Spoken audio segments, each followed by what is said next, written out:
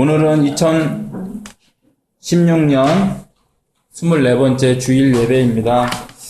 주일을 주신 주님, 믿음 주신 주님, 하나님께 감사를 드립니다. 요즘에 뉴스를 보면 별로 좋지 않은 소식들이 많이 있죠. 사고들이 많이 있습니다. 지하철 사고로 숨진 청년의 어머니가 이런 말을 했습니다. 20년을 키운 아이 얼굴을 알아볼 수 없다.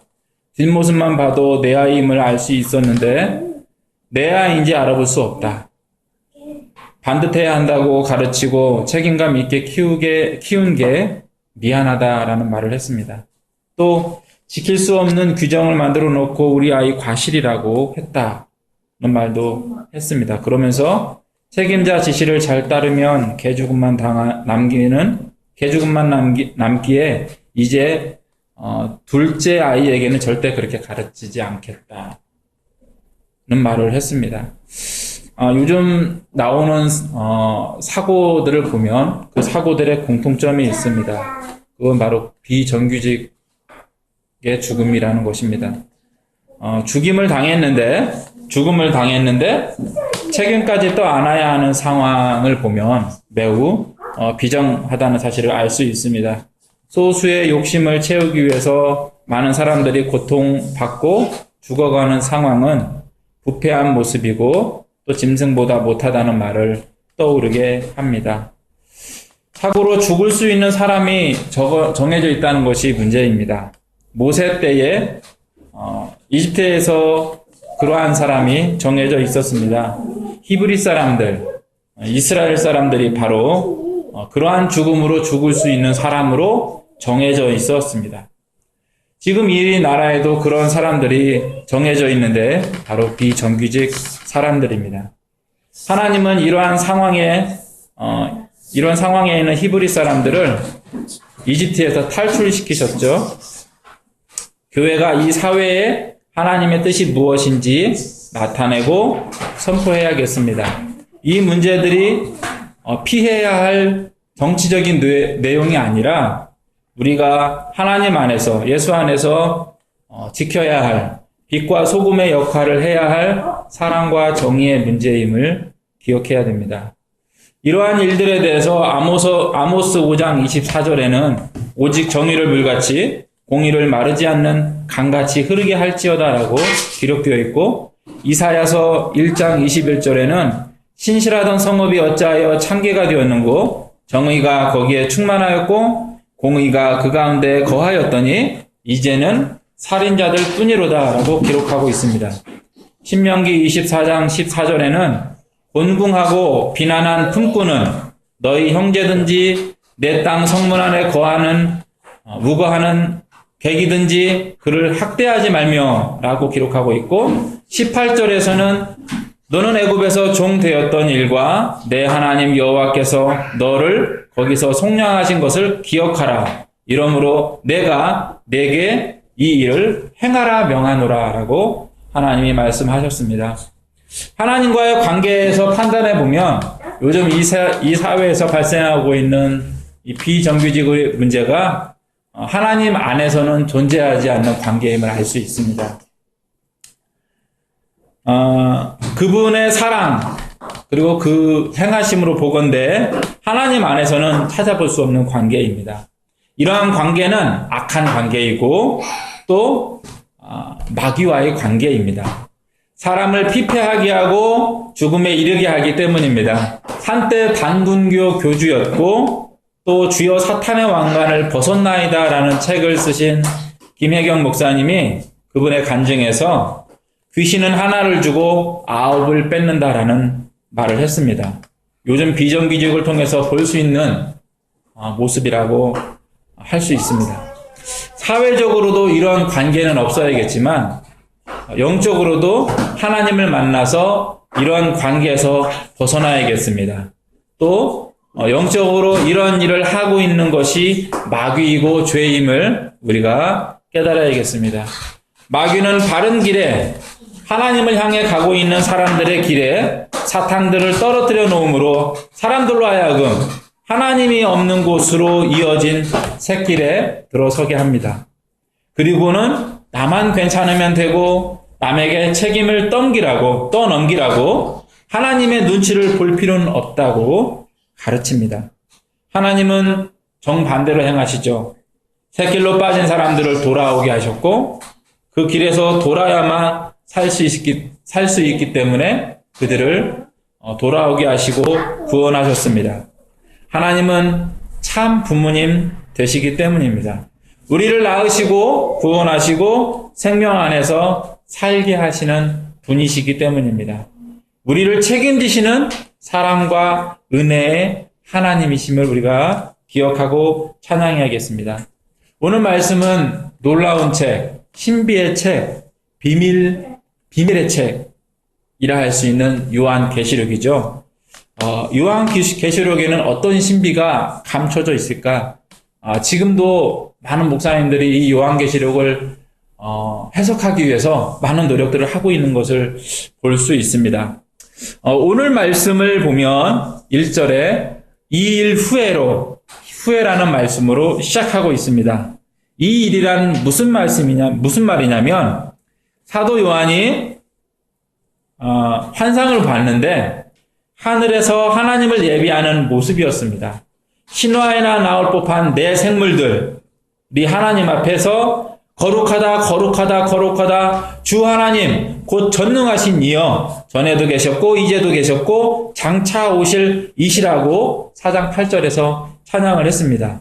또 24장로들이 엎드려서 경배하는 모습이 있었습니다. 그리고 나서 아무도 봉인을 해제할 수 없는 두루마리가 하나님 손에 들려 있었는데 그 봉인을 해제하실 수 있는 유일하신 어린 양이 등장해서 그 두루마리를 하나님으로부터 받으셨는데 이때 주위에 있던 많은 천사들, 24장로들, 네 생물들이 이 어린 양을 향해서 죽임을 당하신 어린 양은 능력과 부와 지혜와 힘과 존귀와 영광과 찬송을 받으시기에 합당하다라는 찬양을 하게 됩니다. 이게 5장 12절이에요.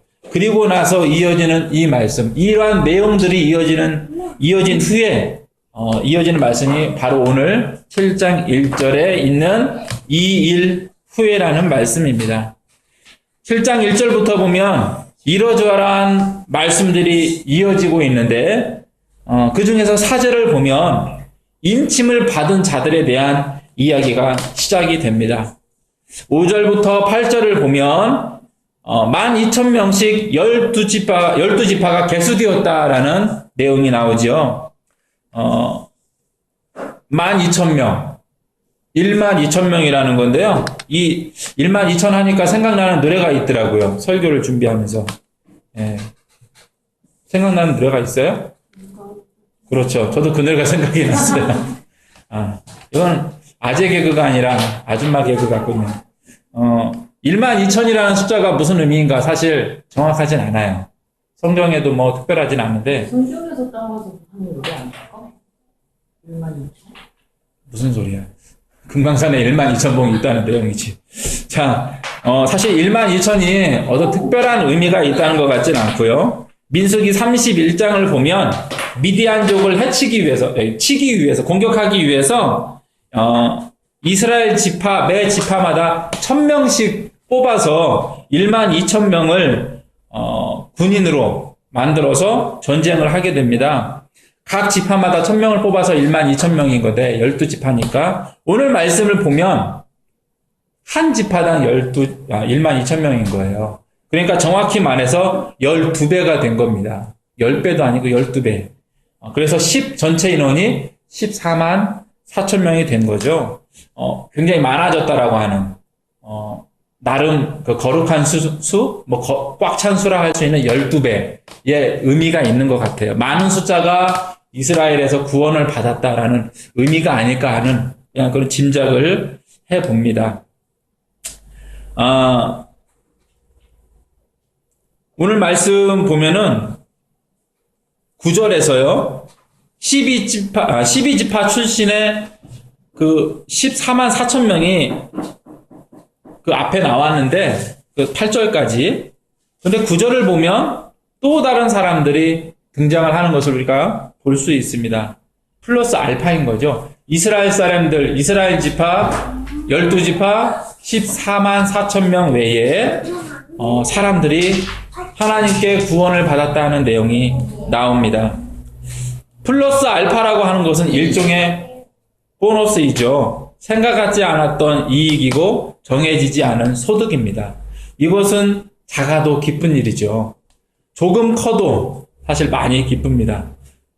요즘은 연봉제로 해서 이 플러스 알파라고 하는 보너스라는 게 연봉 안에 다 포함이 되어 있어서 뭐 보너스가 나온다는 게 큰 기쁨은 되지 않는 것 같아요. 하지만 뭐 어느 회사들은 여전히 이 연봉에 포함되지 않은 보너스가 있는 것 같습니다. 연봉에 포함된 보너스는 사실 받아도 큰 기쁨이 없지만 작지만 연봉에 포함되지 않은 보너스 플러스 알파는 조금만 받아도 사실 그 액수에 비해서 더 크잖아요. 그 기쁨이. 배보다 배꼽이 더 크다는 말이 있는데요. 오늘 이스라엘 12지파에서 나오는 14만 4천 명보다 9절 말씀을 보면 이 플러스 알파가 더 크다는 것을 알 수 있습니다. 본봉보다 연봉보다 뜻하지 않게 받은 보너스가 그 연봉보다 더 많은 거예요. 몇 명이냐면 이스라엘로부터 12지파에서 나온 사람들은 인침을 받은 사람들은 14만 4천이지만 이방인들 중에서 구원을 받은 자들은 구원받은 이방인들의 숫자는 아무도 능히 셀 수 없는 큰 무리라고 기록하고 있습니다. 이 말씀에서 우리는 하나님의 구원의 절정이 이스라엘이 아님을 알 수 있습니다. 계시록에서 하나님의 구원은 이스라엘에게 초점이 맞춰져 있지 않은 거예요. 이스라엘이 14만 4천 명이 인침을 받았지만 이방 민족에서는 셀 수 없는 사람들이 흰옷을 입었기 때문입니다. 14만 4천 명이라는 많은 이스라엘 사람들이 율법에 실패한 사람들이 구원을 받았는데 율법이 없는 사람들, 율법도 없는 사람들이 셀 수 없는 많은 수가 구원을 받게 된 것입니다. 그래서 유대인들은 그리스도인 줄도 모르고 예루살렘에 입성하는 예수님을 향해서 종려가지를 흔들었었는데 오늘 말씀 9절을 보면 셀 수 없이 큰 무리가 그리스도이신 어린 양께 종려가지를 들고 찬양하고 있는 것을 볼 수 있습니다. 이처럼 하나님의 구원이 단지 이스라엘에 머물지 않음으로 인해서 하나님의 구원의 클라이막스가 셀 수 없이 큰 무리에서 감동적으로 빛나게 된 것을 우리는 볼 수 있습니다. 마치 한 명의 가수가 하나의 악기에 맞춰서 반주에 맞춰서 노래를 하고 있는데 중간에 오케스트라 반주가 같이 들어온 거예요. 반주를 더 막 풍성하게 해준 거예요. 그런데 여기에서 끝난 것이 아니라 이 클라이막스에서는 어린이 합창단부터 실버 합창단까지 중간에 청소년 합창단, 청년 합창단, 장년 합창단 모든 사람들을 아우르는 이 합창단들이 가세에서 클라이막스를 부르는 것 같은 그러한 감동적인 공연과 같은 모습이라고 할 수 있습니다.